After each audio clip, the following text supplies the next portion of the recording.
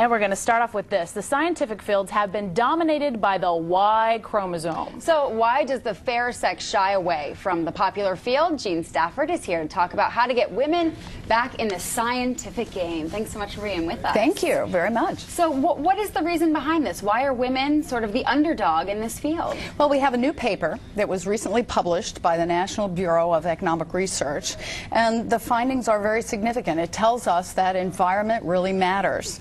When women are studying in the fields of math and science, the gender of their professor impacts them threefold.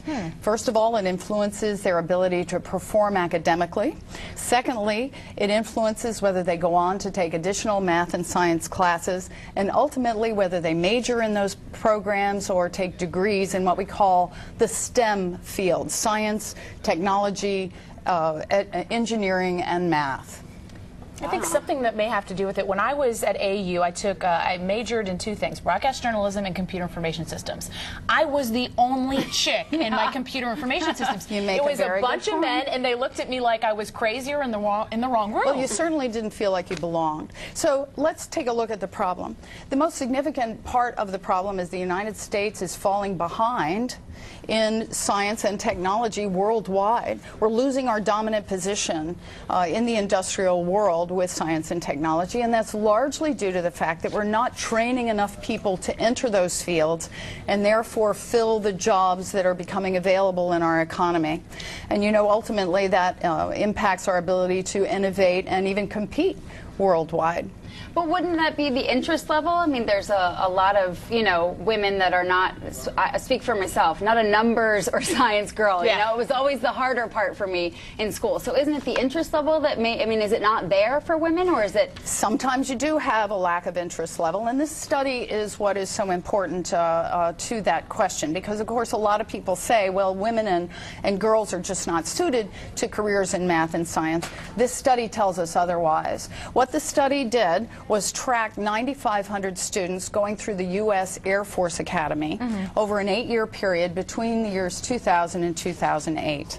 And what we find is that environment really matters. For the women who are gifted in math and science, their ability to perform academically, as I mentioned a moment ago, their ability to take on these STEM majors and then get degrees in them is equal to their male counterparts when those women take initial math and science courses taught by women professors. So women teaching women, there's a difference there. Why is it so different? Is it how we're treated? That's a very good question. Is it the relationship? What do you think? Of course, we don't have the answers to that.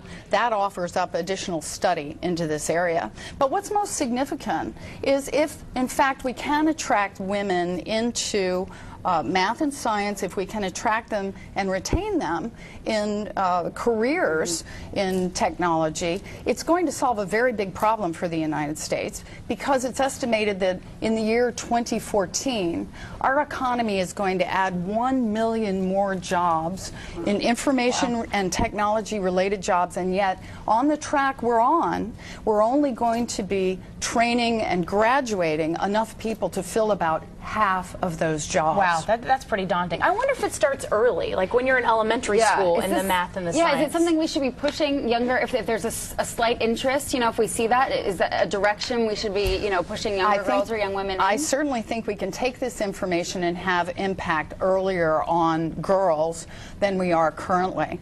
And we know from other studies that there are things that work. For example, girl-only programs do work.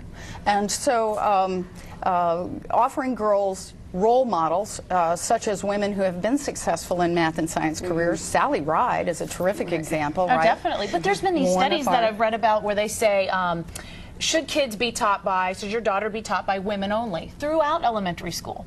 Getting schools done just like this, or where there's no boys in the classroom that will interfere with learning. Well, and they say vice versa, that it's sometimes taking the girls out of the classroom doesn't distract, you know, vice versa. If you have stop the note passing and the flirting and the making fun of each other, maybe you could actually learn for a change, right? What are other people going to think of me? And of course, that's one of the things that does daunt women and girls in going in math and science. They feel like they don't really belong, and that's why offering up role models to them is so significant. There's another really fun role model now for girls. Maybe the two of you know Danica McKellar, who has a role in The Wonder Years and The West Wing.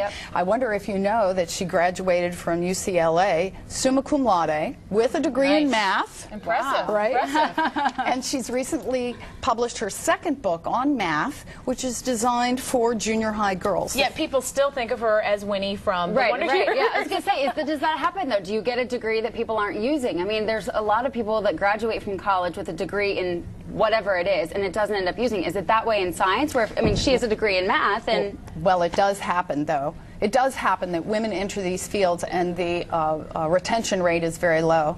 While women represent almost half of the workforce in the United States, they occupy only a quarter of the career positions in the STEM field. So what we need to do is not only attract them into this, but also retain them. Because what we know is that a lack of a supportive environment, a lack of role models, and a very limited peer group over the long run negatively impacts even women who go into these fields with a high degree of confidence. It's all connected.